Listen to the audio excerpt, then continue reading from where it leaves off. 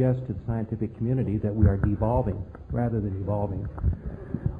Well, you're referring to the Burgess Shale and what's his name's book, Wonderful Life, right? Yeah. I sort of differ with your interpretation of it. It wasn't that these things were more complex than any life forms on the earth today. It was that they represented a large number of phyla, none of which exist on the earth today. So the point that was being made by the paleontologists is apparently we started out with many different phyla, and then it narrowed at some point into just a few phyla, which then re-radiated out into all the forms we possess today.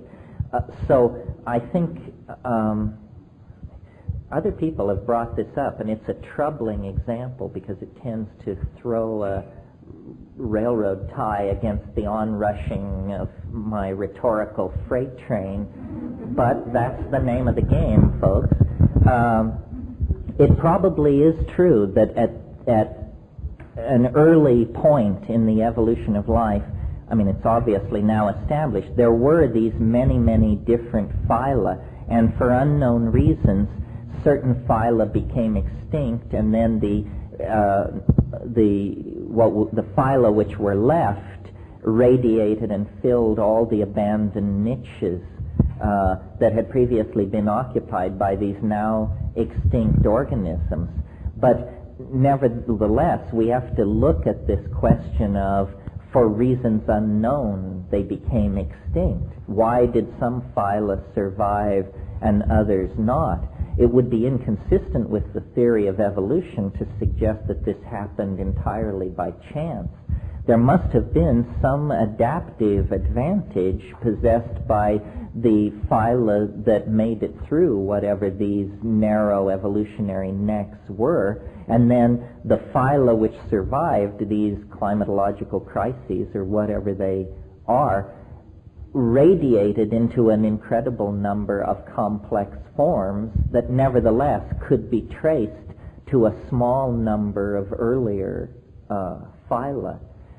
A more, in line with the thrust of your argument, a more difficult to answer objection that I don't know why I'm telling you this because it erodes my own position, but I was preaching this The World Complexifies Through Time rap at Esalen one time, and a guy was staying with me there who was a professional Russian translator. He was a Russian and a linguist. And he said, you know, there's a major exception to your rule that all phenomena complexify through time, and that is language. He said, as we go back into the past, languages become richer. And I am still puzzling over this. I don't think it's an inherent property of language. I think it's because as we go back into the past, languages become more and more localized, and local variations develop in small, confined geographical areas, so that then when you pour all these languages together, there tends to be a certain leveling, and this probably results in a general fall in the total number of words being used in a language. In other words, if in Canada they call a windshield a windscreen, and in England they call it something else, well then as long as Canada, England, and the U.S. don't communicate, we have 3 words for windshield. But if these 3 cultures communicate frequently and deeply, probably a couple of these words will become obsolete or colloquial, and one term will dominate. So language is not evolving in a vacuum. You have to look at the effects of modern transportation, migrations of people, and that sort of thing. I agree that this complexification through time thing has the characteristic of a general tendency, but it's not an ironclad natural law. We can see that now, for instance, communism in the Soviet Union acted as a deep freeze for traditional cultures. Wonderful traditional cultures exist out on the steppes of Central Asia, in Kyrgyzia, Turkmenistan, Nagorno-Badakhshanskaya, and these places. Well, these wonderful traditional cultures are probably now all trading in their colorful garb, vocabularies, and technologies for transistor radios, subscriptions to Time magazine and Der Spiegel, and generally lining up with the global leveling of culture that we see in the 20th century. So these are complex issues, and you're right, it isn't entirely straightforward. Terence, could you tell us or talk to us a little bit about your recent trip to Europe? Do you mean the one to Prague or the one to Italy? Whatever you'd like to know.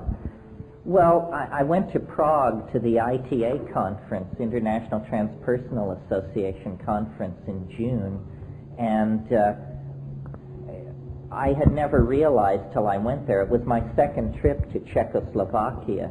But, you know, as children, we grew up with a wonderful story of an emerald green country farmed by happy munchkins and ruled from a beautiful capital city built around a splendiferous palace presided over by a wizard. And I realized Czechoslovakia is Oz for grown-ups. And the morphogenetic field of the place is such that it might be a place we should all consider as a good venue for an archaic revival. I think Prague in the 90s could be what Paris in the 20s was. It is, after all, the capital of old Bohemia. You may not know why we are called Bohemians. You don't have to have a Slavic gene in your entire family tree and can claim yourself as a Bohemian. It's because Bohemia stood for individual freedom, eccentricity, the magical arts, the practice of the arts, and a science which more gently approached the union of spirit and matter.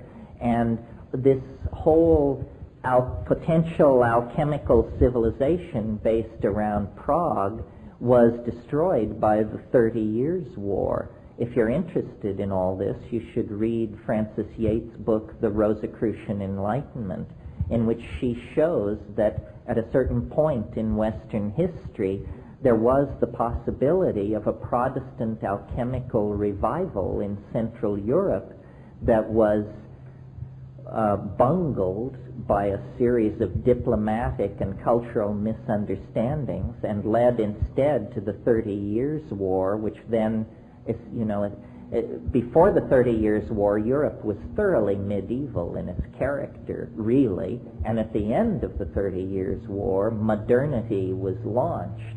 I mean, the absolute power of kings had been replaced by parliaments and peoples, and Prague, when the people who won the 30 Years' War got down to redrawing the maps of Europe, they made sure that Prague fell on the wrong side of the language line and became a place that spoke a language spoken nowhere else in Europe, Czech, instead of the language that had been spoken there before the 30 Years' War by the court, which was Italian. So it's a whole lost episode in Western history that not too many people know about, but we could all return to our Bohemian roots and create a community under the gentle aegis of Václav Havel and similar philosophically right-thinking people that might be a window of opportunity. It's very important when you're trying to make social change that you find the proper resting place for your fulcrum, or a proper fulcrum for your lever. And the best place is outside the system that you're trying to move. And if we're serious about carrying on a major critique of American society, Prague might be an excellent place from which to do it, especially if by some nightmarish fluke of fate the knotheads currently in power are able to hang on. Sorry for that brief foray into politics. That's what Richard was trying to bait me into, yeah. According to Western mythology, we're all aware of Atlantis, the land of the New Lemuria, which someday existed off the coast of California, several miles above where we are today. In a place called Decker Canyon, there's a lost civilization with walls that surround the city and artifacts carved into the mountains that could not have possibly been from the Indians. The technology that they believe was a part of this lost civilization was from another world. Could you comment on what your feelings are in terms of our planet being colonized by extraterrestrials in terms of Atlantis and Lemuria, or the land of Nu? Yeah, I can. I'm not sure how much comfort it will give you.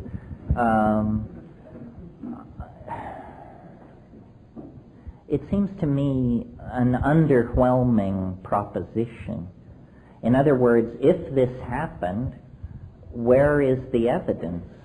There have been fabulous civilizations existing in the past, but their artifacts, their buildings, their earthworks are available to be visited and seen.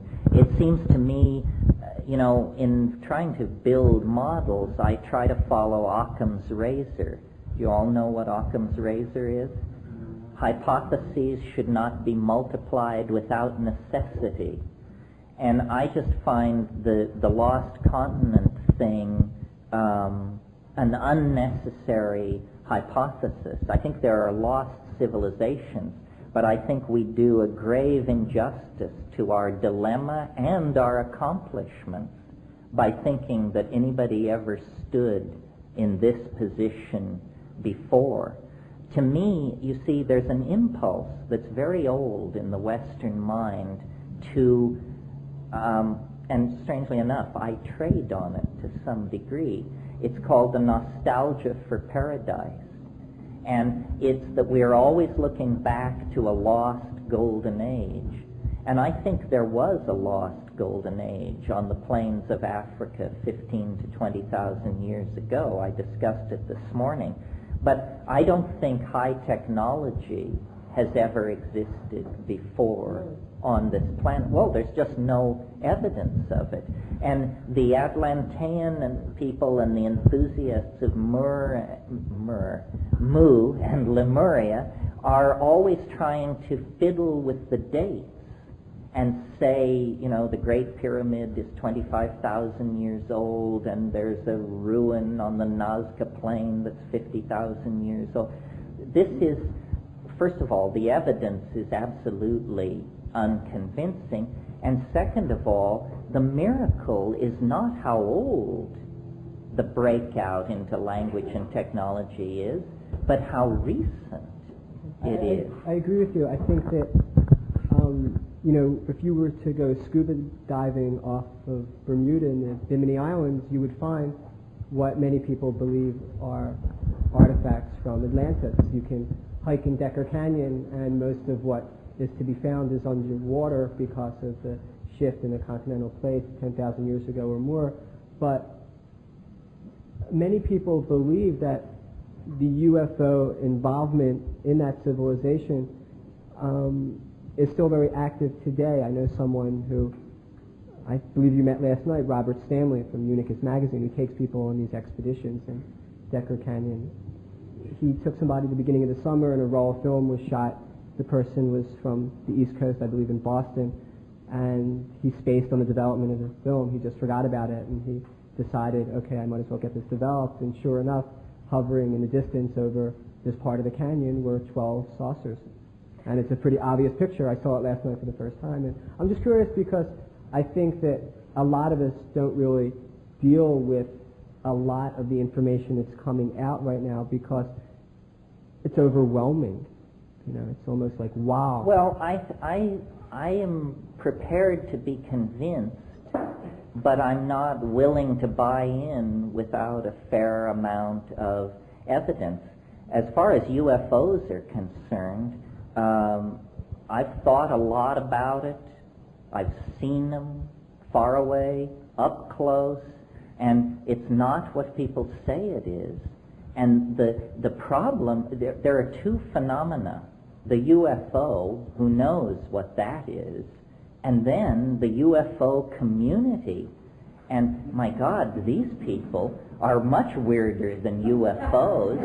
I mean, the whole slew of them. And the whole problem with the UFO community is apparently these people have never heard about the rules of evidence. I mean, they're just full of revelation after revelation with absolutely zip to back it up. There are so many, I mean, you look at these UFO magazines.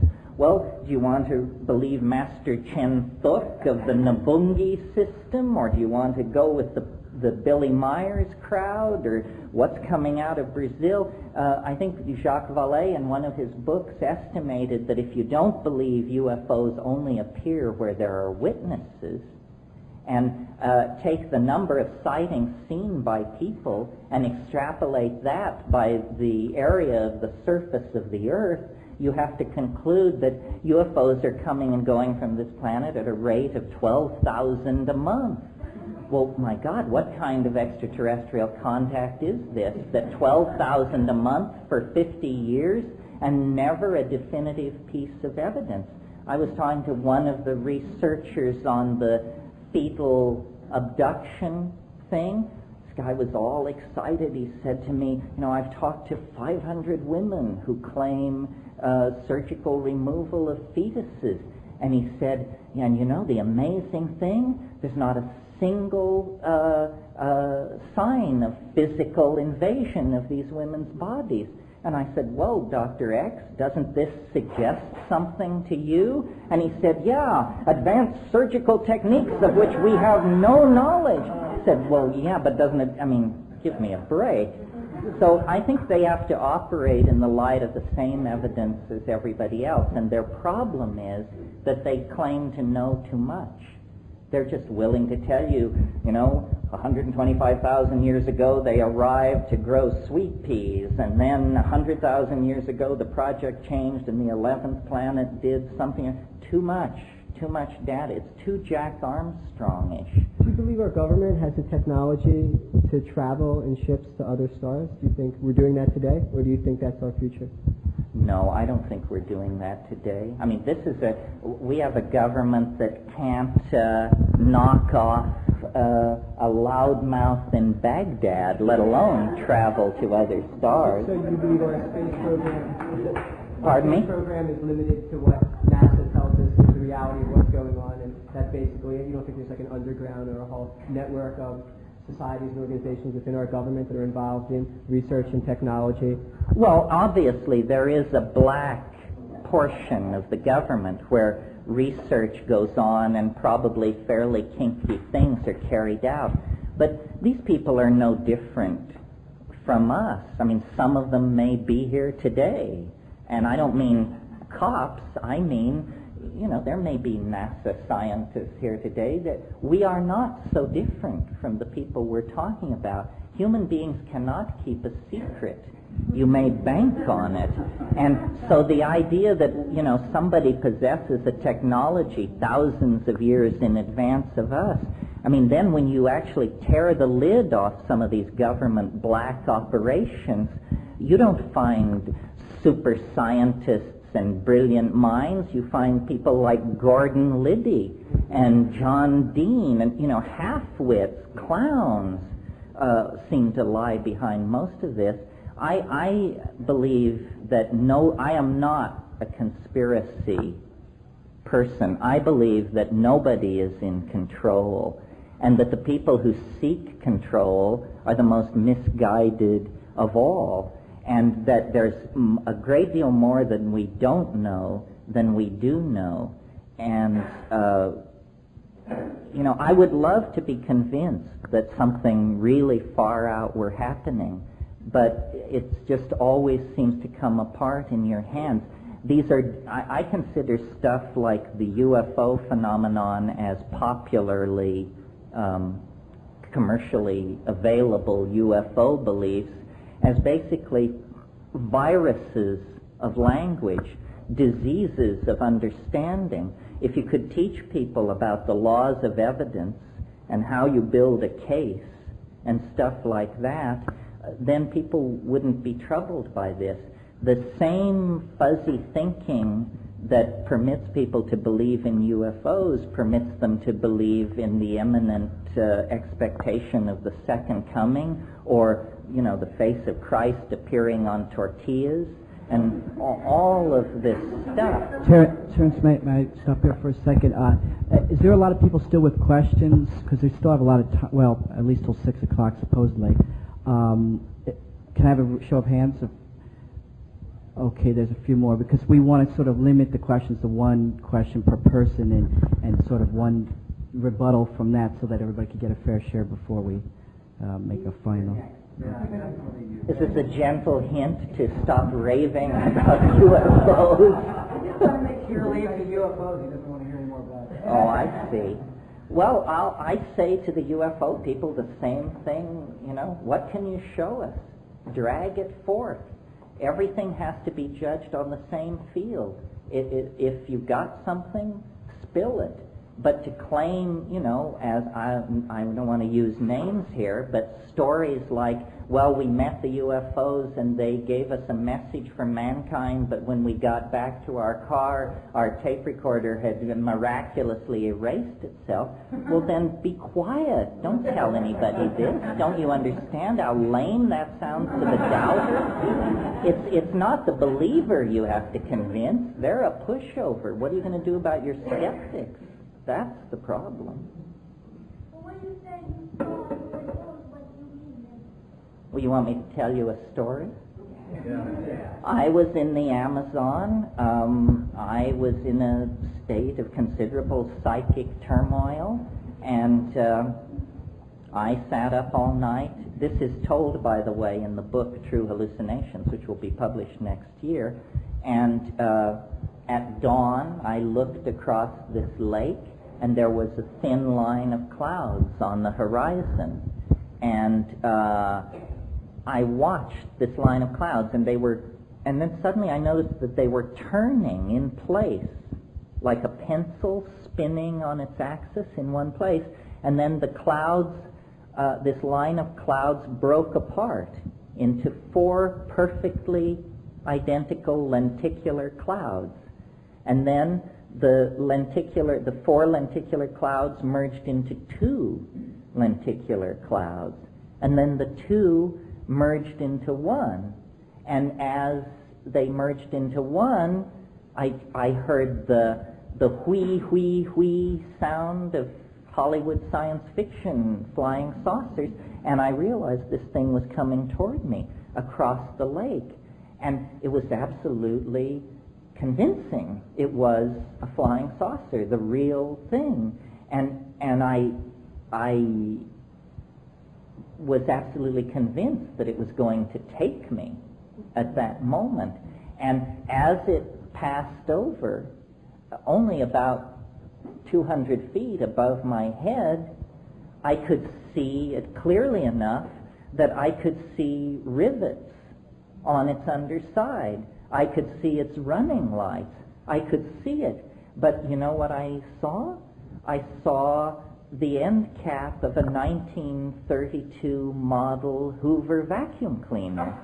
It was the very same flying saucer that George Adamski suspended from a piece of mylar fishing line in 1953 and photographed in his garage, one of the most famous UFO hoaxes of all time. I saw it, a diameter of 40 feet, over the Amazon basin, and I knew what I was looking at. It was more disturbing than if it had been a ship from Zeta Reticuli, because it had built-in cognitive dissonance. What? The mind couldn't sort of perceive the magnitude of it, so it just sort of like you did a mental override on it. Now, I saw a UFO. It was a very short story, wasn't it? If it's a very short story. Now, you were in the jungle.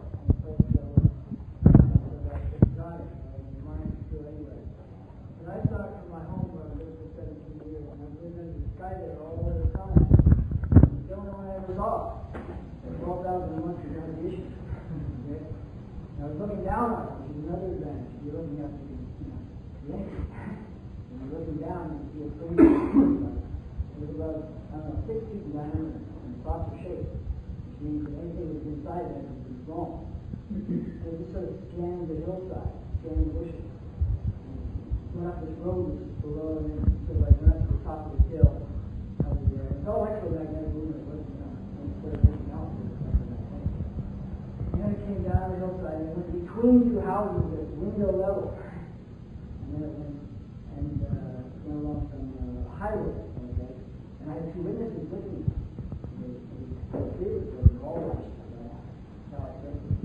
And a friend of mine who lived there was driving in a car underneath the thing. But we stopped and stopped clearly for 15 minutes.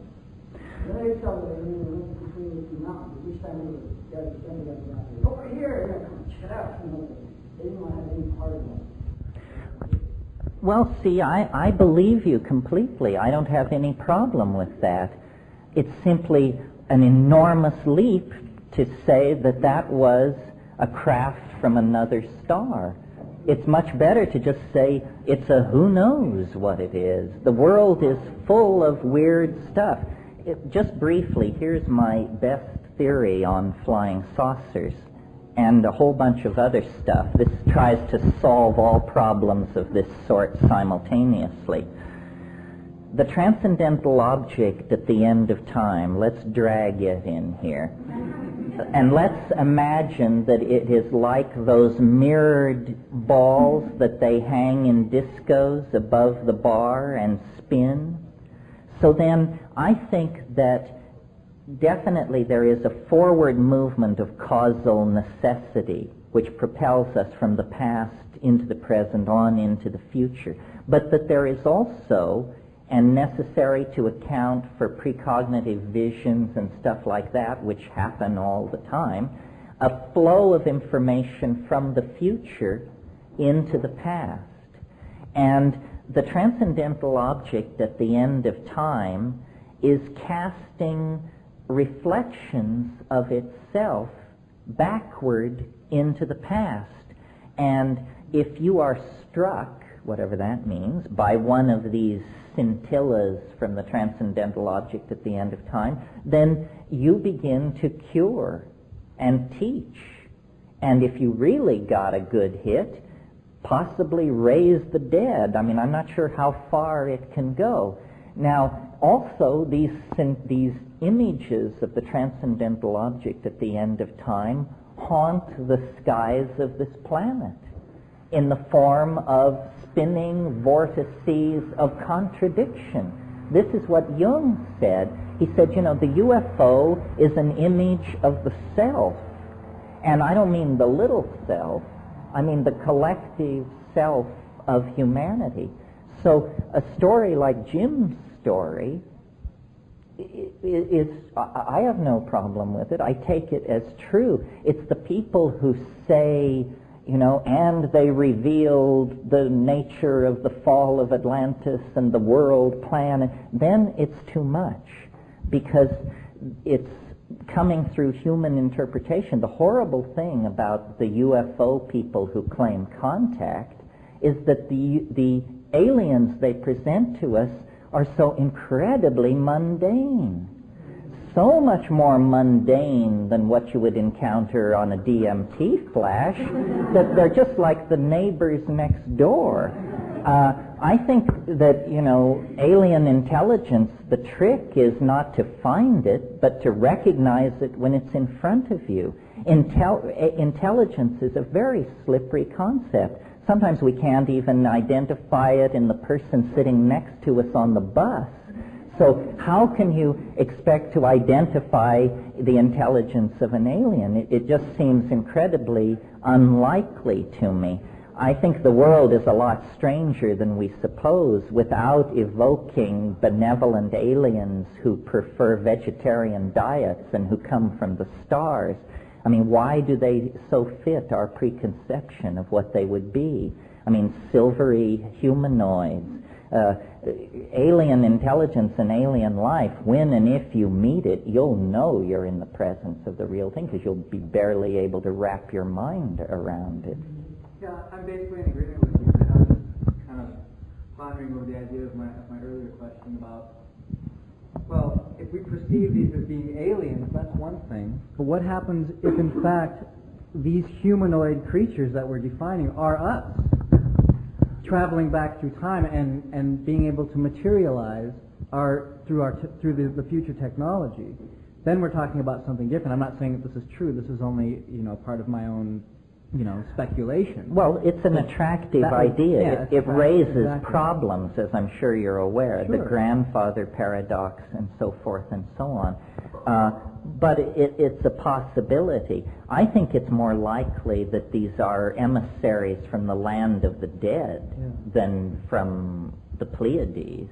Right. And that since they speak English, since they look humanoid, since they seem to care about us and our technologies and so forth, they seem remarkably human. Well, maybe they're concerned about their own state of well-being. Maybe somehow it's related to the what's going on here now and what the outcome is going to be. Maybe that's going to somehow affect the way they are. We've seen it in Star Trek. The ideas. No, the ideas of people coming back from the future to there is a paradox obviously involved in this, so it's a lot of our imagination at work. But at the same time, in the same ideas, maybe there's a certain sense of reality about it. Maybe there is. It could be a holographic projection out of the Gaian mind. Yeah. It could be, a race of intelligent saurians that rose and fell before the asteroid impact that wiped out the dinosaurs. It could be all and everything. The trick is to try and get some kind of evidentiary hold on it. Yeah. Terence, this is a nut and bolt question. But first I'd like to preface it by saying that I haven't used psychedelics in 20 years and haven't used marijuana in 7 and have been considering return to the use of psychedelics. And when I stopped, the last experience which I had, it wasn't a terrifying experience and it wasn't a bad trip. It was similar, it presents similar insights that I have heard you mention and speak of. But there were times in which my psychedelic use left me rather shaken and terrified, dealing with fear of death and crossing over the line. Though I have to say that my very first psychedelic experience was one which contained a death and rebirth experience. So I don't know why after that, but that's the nature of fear, I suppose. So the question is, it's a nut and bolt question. It's how does one proceed with the use of psychedelics after a long absence from it and not make the mistakes and not run into the walls that I occasionally ran into, or deal with them, get around them, so forth and so on. Well, I think the best protection against unpleasant experiences on psychedelics is to do it with care and attention in environments that are safe and low on sensory input. In other words, you don't take it and go to a crowded singles bar or even a rock and roll concert. I mean, if you have to combine psychedelics with rock and roll, do it with low doses. No, I took it in the desert, in the mountains. Well, this is the way to do it. It isn't always going to be ecstatic, but it's almost always guaranteed to be educational. There's no way you can seal yourself off from shock, because shock may be what you need. But you can, attention to it. I mean, fasting, going into it, cleaning yourself up, creating a safe space, not going to it if you've just been highly agitated by some emotional upheaval in your life, and then take a long time to integrate it and think about it. It's basically, in the best sense of the word, a religious activity, and and the intellect or whatever it is that lies behind it is very sensitive to your needs and your limits. And unless you approach it with a cavalier attitude, it will usually be very gentle with you. Now, this fear of death thing, though, is a hard thing to come to terms with because, we are going to die. It's scripted into the human experience. Culturally, there's a great deal of anxiety around this. And basically, I think what one has to do is simply ride it out in terms of advice as to what you do once you are in the middle of an unpleasant revelation. You can sing your way through that. You can smoke cannabis to shake up the pieces on the board. And you can just wait and put up with it. The real issue, you see, around fear on psychedelics is a surrender issue. The ego plays a trick on you because the ego begins to dissolve under the influence of the psychedelic, and the ego sends you the message, you are dying. This is its last, most desperate ploy to halt what is happening, because the ego is dying, and to the degree that you identify with the ego, you'll be driven into a state of panic. That joke about the Lone Ranger and Tonto are surrounded by Indians, and the Lone Ranger says, well, it looks like the end of the trail, partner, and Tonto says, it looks like the end of the trail for us, partner, and Tonto says, what mean us, pale-face? A point and wish it luck, and it is, in fact, dissolved. And you can sing. It will respond to being sung to. I am terrified of psychedelics. I never take them without a sense of sickening dread pervading me. Because I figure, I stand up in front of people and preach this stuff, and if it wants to get me, it will really get me good. And what I say to it when I take it, I say, I am surrendering myself to you completely. Do what you will with me. Please don't hurt me. And if you must kill me, please do it quickly.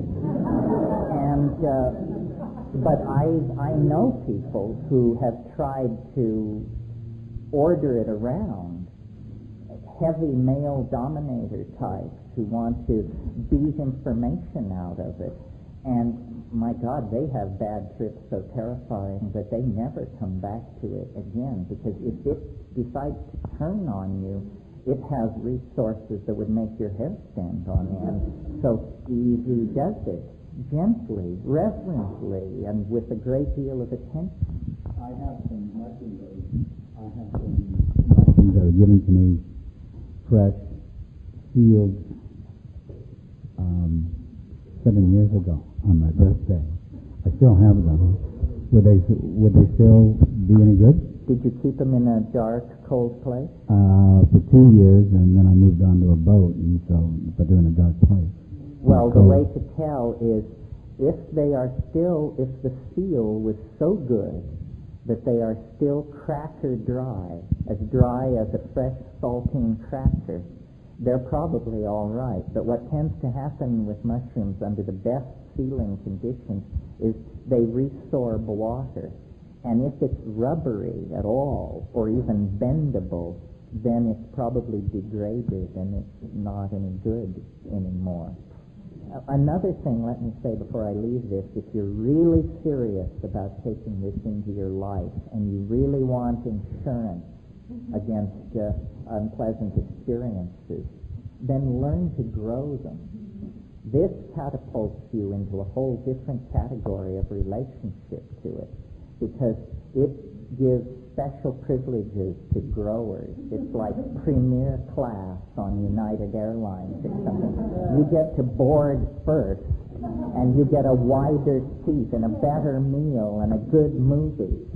So, and if you can grow it, it will teach you the qualities that you must have to take it, which are attention to detail, sensitivity to incremental changes, scheduling, cleanliness, so forth and so on, and will reform your character sufficiently that you can then probably take it without fear. Yes, this lady over here.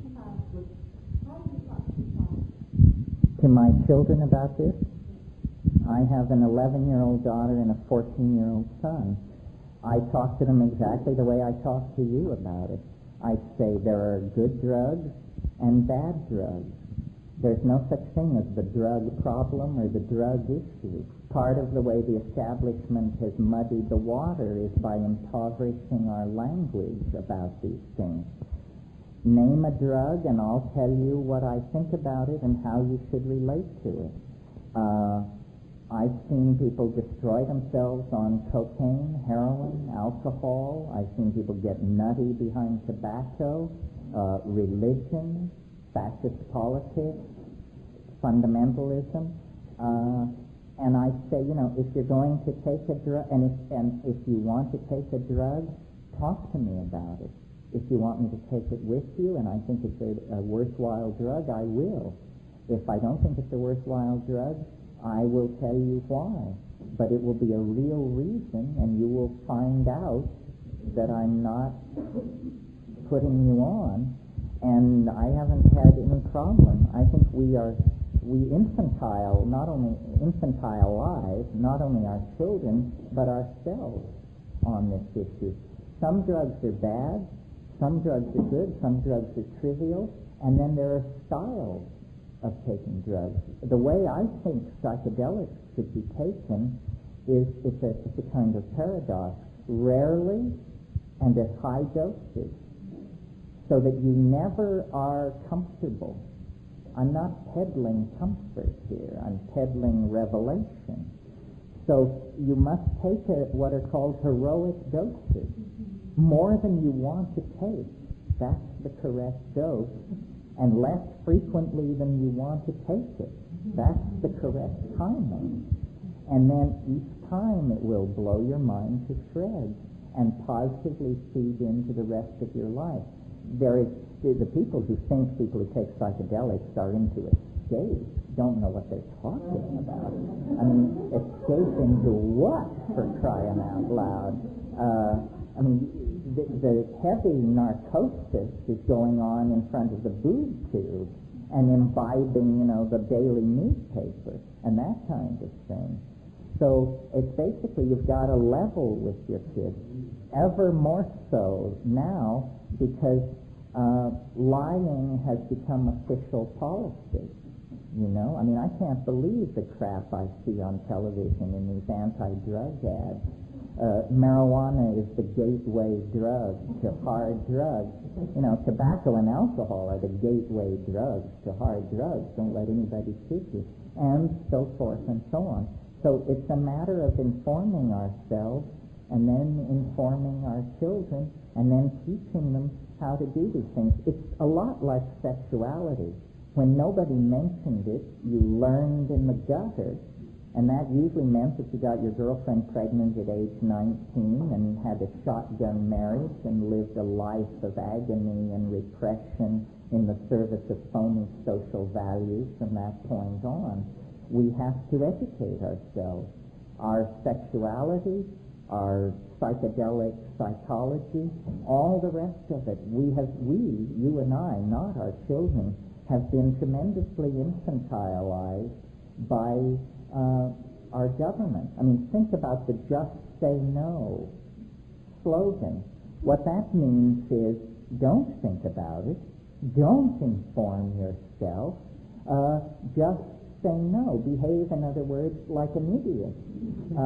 This is not serviceable. And pardon me? Yeah, why ask why? The empowering of institutional ignorance. It's unconscionable. This is the kind of art. These people make such a strong argument for the legal regulation of advertising that they would do well to step back. They may find themselves in a situation that they find very uncomfortable. Yeah, I mean, freedom of speech is not freedom to subvert the human enterprise. Freedom of speech is freedom to advocate and to argue and to respond to arguments, but not to stack the deck against truth and clear thinking and relative truth. You are running for president. No. If nominated, I will not run. If elected, I will not serve. Hi, I'm a recovering alcoholic, and I've in sobriety used psychedelics several times. And being human and not being able to keep a secret, I told this to my sponsor in AA a couple weeks ago, and she's throwing a fit. Let's see, I don't feel that it's a problem or that it's taken away anything from my sobriety. If anything, it's enhanced it. But I'm having a hard time articulating to her why I don't see this as a problem. I was wondering if you could address how to reconcile the use of psychedelics within 12-step programs. And I've heard that I heard at another workshop of yours that there are people doing this, and I wonder if you... I don't want to name names, but the top people in AA are entirely pro-psychedelic. They have told me this. Addiction, repetitious abuse of substances has very little to do with this. Where I differ with AA, as it's generally presented, is the idea that all things are to be looked at the same. Again, this Luddite approach, where you simplify no matter how much damage it does to the complexity of the issue. A 12-step program is another form of infantilization. The whole idea of addiction as disease is a way of lifting responsibility off people. After all, if heroin addiction is a disease, then it's just sort of like the flu or gonorrhea. It's something which happened to you and it's very unfortunate, but you don't need to examine your own attitudes or psychology. This is in fact what we need to do. We have to take responsibility for our action. And I think that the 12-step thing is way out of control at this point, because there's a 12-step program for everything. I think, responsible activity, whether you're talking about drugs or managing your finances or your sexuality, there's no substitute for it. And you can't have a set of rules that will be sufficiently sophisticated to be a working substitute for intelligent decision-making. A lot of times 12-step also has a religious diversion to it that a lot of times, I have a friend who's also been in the program for 5 or 6 years, and he's so convinced of the whole thing about the Bible and the whole prophecy and everything that he's basically an alcoholic still. He hasn't come to terms with the problems yet at all. I mean, he's the same person with only one substance less than he had before. There's no substitute in politics, in psychedelics, in sexuality, in UFO hunting. There's no substitute for clear thinking and a reasonable knowledge of the rules of evidence. And if somebody's pushing some form of pipe at you, you need to have your crap detector out and working, because there's a lot of crap out there. And some of it well-intentioned. It can be well-intentioned and still lead you down the primrose path. So what do you feel about this new discovery about genetic age controlling? Genetic Genetic designing, preventing age and prolonging aging. You mean life extinct? Yeah. I mean, it's inevitable. What do you feel is going to happen with us? Well, so many things are happening at once. This is just part of the mix. I don't think we want to live forever. I mean, somebody said death is nature's way of making room for next year's model. And there's something to be said for that. I really think that death is what it's all about. And that, the body is the placenta of the soul. And the purpose of life in three-dimensional space is to build up this invisible organ called the soul so that it can make a clean flight back to its point of origin once severed from biology. I don't think we should cling, to anything. Everything flows. Here, let me give you the one thing I've learned out of life and drugs and everything else. It's a hard truth. It's an illuminating truth. Heard correctly, it brings a smile to your lips and a tear to your eye. Nothing lasts. Nothing lasts. There are no exceptions to this.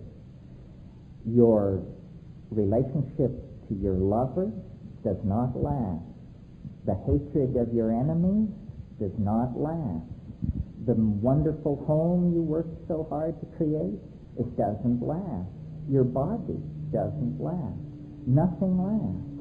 Everything is in the process of being transformed and replaced by something else.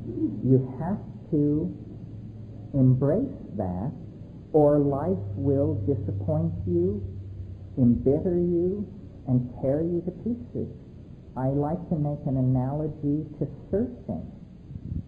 The uninformed person thinks that when you enter the sea, you're safe near the shore.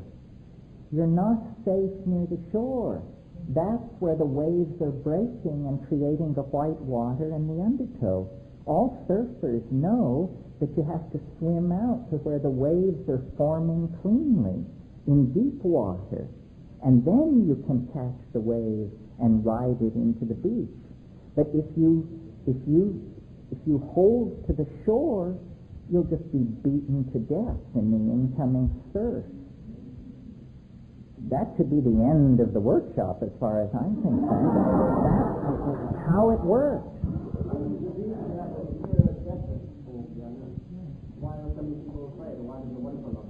Well, because science has so thoroughly convinced us that the yawning grave is the end of the story. It's presented as the absolute terminus of your existence, when in fact, I believe, I think I said this last night, this is as dead as you can get. So the challenge is not how to face death. The challenge is how to come to terms gracefully with the prospect of eternity. The only thing the only exception to nothing ever lasts is maybe the spirit itself. Maybe that's the only thing that is eternal.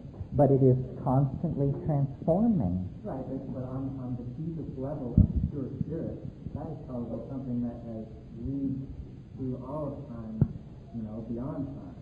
Maybe that's well, it's outside of time. Yes, you can exit time, and then you exist in eternity, yeah. Reincarnation? Again, the evidence is inconclusive.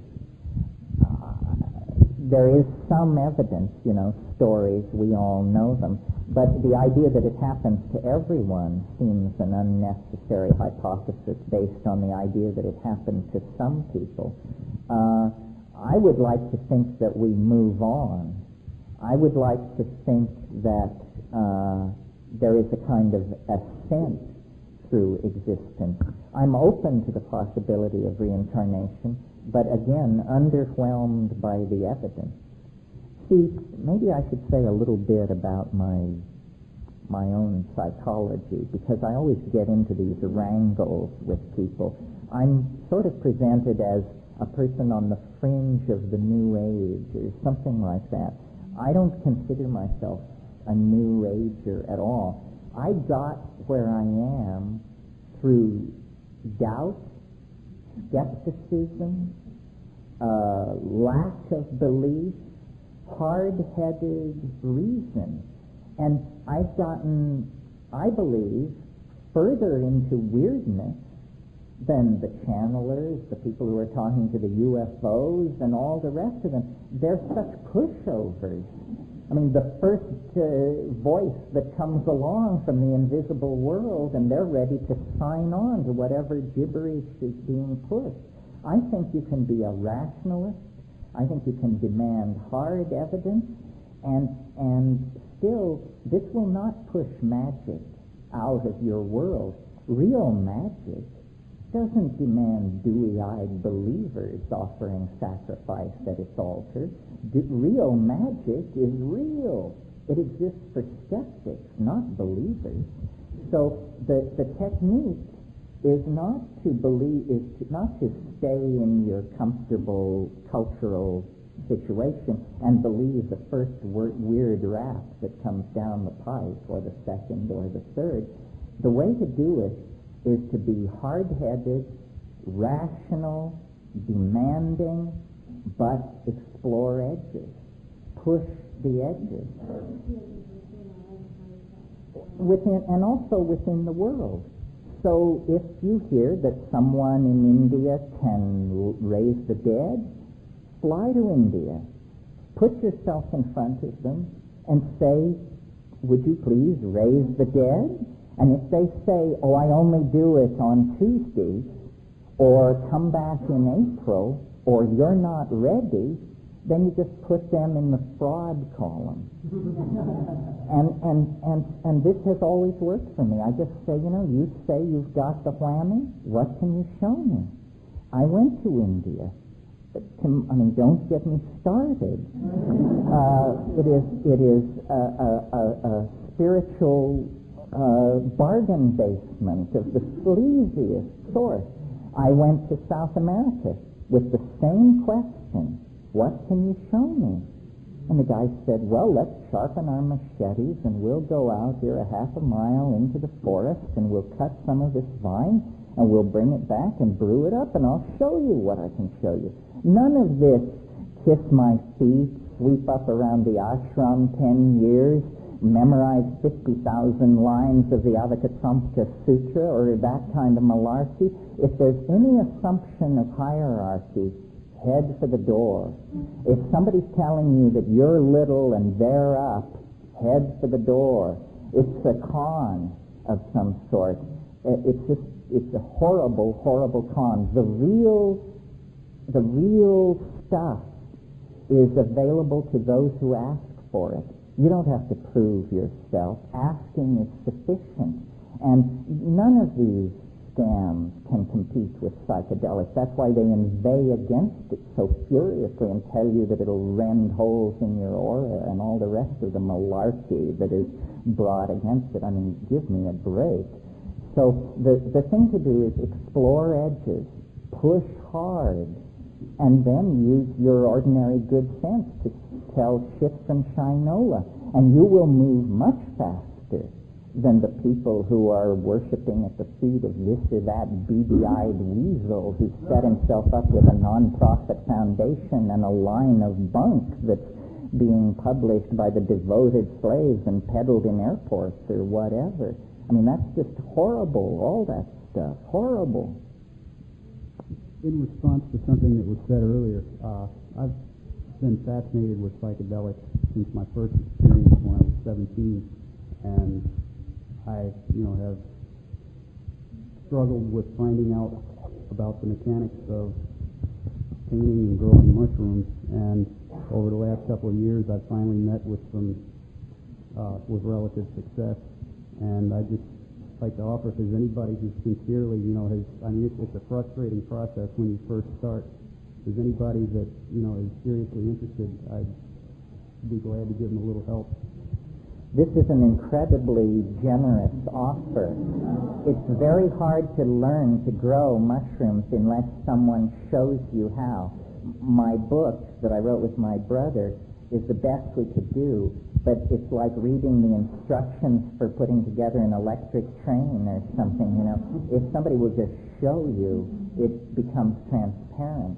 So nobody has ever said this at any workshop I've ever been. If you're interested, do not let this gentleman slip through your fingers. That's a book that's available. Trying to think of the guy's name. Anything with Paul Stamos? The title of it's The Mushroom Cultivator. By Paul Stamos. But even at that, there's no substitute for somebody at your elbow showing you how to do it. Thank you for twisting me off the anti-guru tirade. Have you ever met any of the fellows from who come from India, from a tradition, and the thing that you go on to do? Respect? Respect and... Well, I make a differentiation. I'm not saying that the Hindu tradition or the yogic tradition is phony. I'm saying that we misconstrue its intent. What these traditional teachings deliver, if they are working right, is they deliver wisdom about how to live. That's what a great guru can teach you. And that's not what I'm trying to teach you. We're talking here about using psychedelics to blow ourselves into another dimension. This goes to the question hours ago about the role of psychedelics in the spiritual program of advancement. I don't claim that you will become a spiritually advanced person. I don't know what a spiritually advanced person is. What I claim is that you will contact a dimension of experience inaccessible by any other means if you will pursue this. And then you may decide that that's fine. You verified that everything I said is true or true enough, and now you don't ever want to do that again and go on with your life. Or you may be able to make some good of it. It is no substitute for ethical activity or moral sensitivity. It is no substitute for moral sensitivity. Moral sensitivity you don't cultivate in silent darkness in your bedroom with the telephone unplugged. Moral sensitivity is visit the sick and imprisoned, heal the sick, bury the dead, instruct the ignorant. That's what moral sensitivity is about, and people don't want to hear that. They want to go off and worship at the feet of some guru. What could that possibly have to do with moral advancement? Moral advancement is care for your fellow human beings, for crying out loud. It's far more Mother Teresa than Ramana Maharshi, as far as I'm concerned. Not to knock Ramana Maharshi, but, in the whole, you get this in the fascination with shamanism in the New Age. Shamanism in the Aboriginal context is primarily about curing the sick. That's what it's about, not these wild, grandiose, technicolor scenarios. My God, you can read 14,000 pages of Carlos Castaneda and nobody ever cures anybody of anything.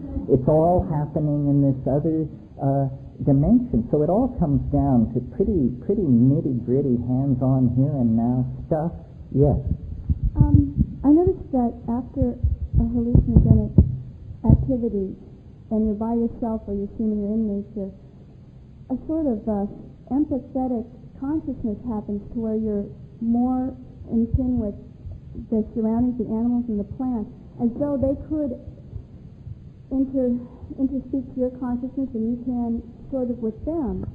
I wonder if anyone else experiences that, or if it's derived from just eating mushrooms and not the other one. It seems like a more organic, like a meshing of information that's coherent in everything that exists, that's alive, that you tap into, that feeds into you also, and you affect the surroundings somewhat. The animals and everything sort of are affected by your presence in being there. Well, this is what I call this reestablishing of the relationship to the Gaian mind. This is what the ego blocks us from, is this relationship to nature as though it were a kind of partner and a companion. You know, the whole problem with the modern situation, I mean, earlier I defined it as ego. Here's then a behavioral definition of it. Our problem is that we cannot feel the consequences of what we're doing. We can talk about the spread of AIDS, the ozone hole, the toxification of the ocean, but if we could emotionally connect with it and feel, we would have the political reformation we're waiting for later this evening. So, and what you're talking about, I think, is the feeling that comes when nature is suddenly perceived to be vibrant, alive, full of an intent to communicate, and caring of humanity. Women, I think, are closer to this than men, but in the context of our civilization, we're also screwed up that comparing the differences between men and women in regard to that hardly matters. We have to re-empower our emotions. We've gone way out of line in terms of the rational mind and have completely deadened our emotional receptors to the consequences of what we're doing. Yes. There's one thing you mentioned earlier about conspiracy theory and not subscribing to that directly. I'm sorry, I didn't hear the last. You had mentioned about conspiracy theory and not subscribing to it directly as a theory, and I can appreciate that. But I think we have to look at it in more detail and maybe from some other angle to get more out of that. Maybe the terminology doesn't fit. But in the 60s, having lived through that era, we, I think, really touched on what democracy could be. It really was a different relationship between people for a short period of time. And I remember how it dissolved as the 60s went on and the 70s came, and what we've all experienced for the remainder of the 70s into the 80s and now the 90s. I think it's been very dramatic change.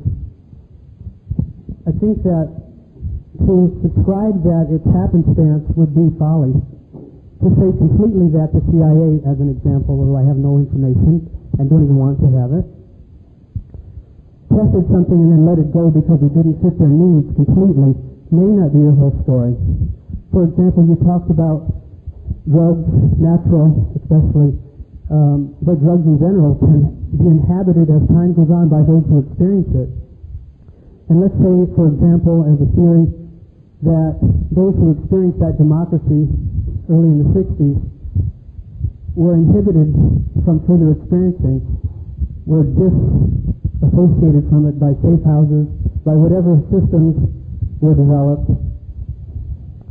such that those drugs could be inhabited in a different way over a period of time. Rather than resulting in democracy, perhaps they result in Brave New World or some system of control. It seems to me like there may be a theocracy rather than a democracy that's ruling, and that there may be a thought process that is guiding. And one of the reasons we see these, when we look inside of these institutions like the Center for Disease Control, the National Institutes of Health, the White House, one of the reasons we see these bungling people is because those are the only people who really can fill these roles.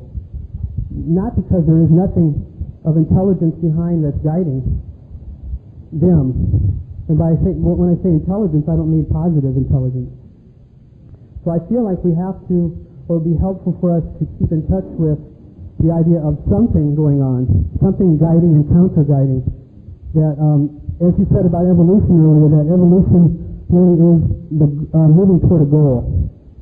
I think that those who plan for 500 years in the future, and there are people that do that, and those that may have a theocracy may see that goal and not want that. They may not want the free use of materials on this planet to flow freely between all people. Once that happens, you have whatever democracy truly is. I mean, even that would transform to a new word, a new name. So I feel there is something going on. I feel that psychedelics do allow one to penetrate through the veils that are created. I think that's why they're detrimental. That's why they're a quote-unquote controlled substance. You know, in the medical schools and in the research field, the reason there's so much cowardice and fear is because people lose their jobs. Literally, they don't even know why they lost them. If you go to the UCLA Medical School Library and read in some of the more technical journals on synthesis and other areas related to this, you will find in the corners of the book people's notes about what their experiences were. That's the source of information. That's where it's being spread. It's the only channel open. There are people all across this nation and elsewhere trying to do things. They have no avenue, and if they step out, they're cut off. Same way as in cancer therapy, the same way as in other areas where this powerful dynamic life that we are could emerge. I think it's a theocracy behind it, something that's known. So I just wanted to present Well, that. I think there are a lot of groups, let's say, that aspire to control society. I just don't think anybody is succeeding. I don't think that the world we're living in is the result of anybody's conscious agenda. To take LSD, for example, and again, I always go back to Occam's razor. The simplest explanation for what happened to the psychedelic revolution in the 60s is that it self-corrupted itself. It didn't require the CIA to ruin it. When you have a situation where a graduate student in biochemistry and his roommate with a trust fund can get together and pool their money and intelligence and over a long weekend produce 5 or 10 million hits of LSD in a small apartment, what you are going to get out of that is criminal syndicalism, pyramidal organizations for the purposes of making money. And that is clearly what destroyed LSD. I mean, I lived through it. The San Francisco Oracle and people like that were pleading, don't sell acid. Give it away. Give it away. As long as you give it away, it will be pure. And some people weren't interested in enlightenment. Some people wanted, houses in the hills and Maseratis.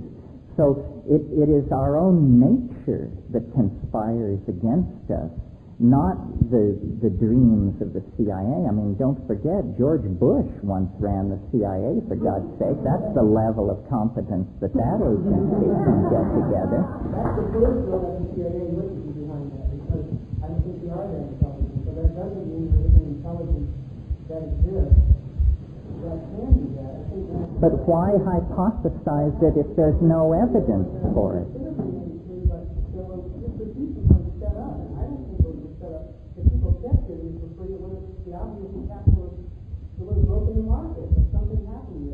Well, people decided they wanted to make money on it. They're going to develop newer and stronger and longer lasting psychedelics to replace that. There was a constant move away from more of the psychedelic experience to more of it became very destructive. And I don't think it was primarily financial.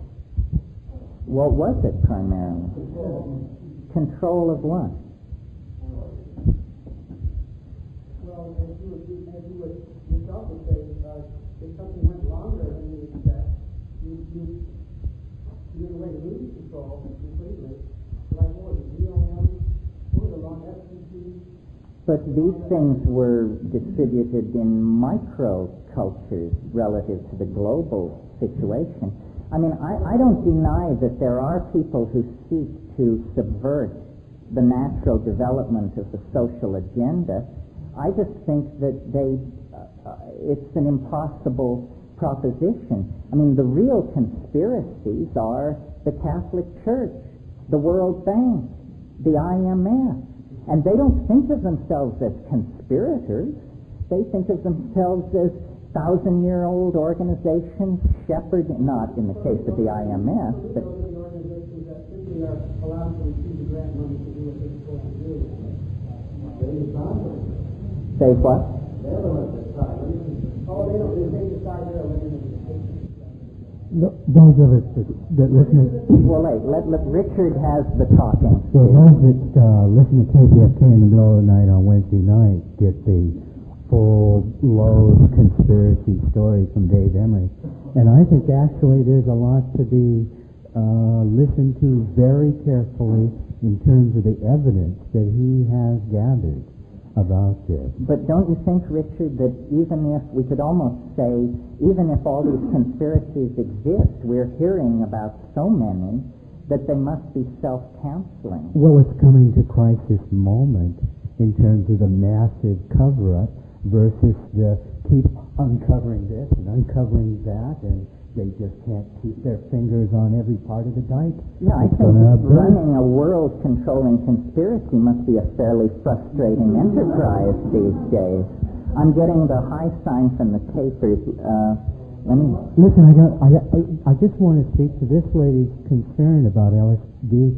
LSD was used in the 60s for alcoholic rehabilitation very successfully. Single doses. And only, when the government put its thumb on LSD research was this stopped. But they had tremendous success with LSD in recovering alcoholics in straight psychiatric hospitals. So there is that evidence out there. There has to be an overcoming of the institutionalized fear that is exported into the society. The news is the psychedelic dimension represents a new world. And, we can go into it and enslave the Indians, or we can go into it and save our souls. And it's going to be guided and controlled, I think, by the informed decisions of rational individuals. And it's up to each and every one of us to make sure that we fall into that category. This is the best kept secret on this planet. It is your birthright, as much your birthright as the sexual experience, but more easily evaded, more easily distorted. And so there's a certain responsibility on each of us to try and educate and inform ourselves and then integrate it into our lives. We no more know what it's for than we know what electricity or wind is for. It can be used for all kinds of things. It can be used to distort human nature or to unfold it into some kind of incredible and amazing future. These things used to be called consciousness-expanding drugs. Well, now suppose for a moment that were actually true, that that's what they do. If consciousness does not loom large as a part of the human future, then what kind of future is it going to be? If these things really empower consciousness, self-reflection, boundary dissolution, and creative ideation, then we must fully explore them, because we are on the brink of extinction because of a failure of creativity, a failure to creatively meet the challenges that history, our own history, has created for ourselves. We have to claim our birthright. Nobody can take this away from you any more than they can take away your right to have sex or breathe air or drink water. And anybody who tells you that this is an item up for social manipulation and control is somehow serving a dominator agenda that diminishes and degrades every single member of the human family. It is a true mystery. It's a doorway out of the dead end of Western history. It's the return path backward to the shamanic paradise that existed before history. If you don't believe what I'm saying, do the rational thing. Check it out. Thank you very much. Thank you.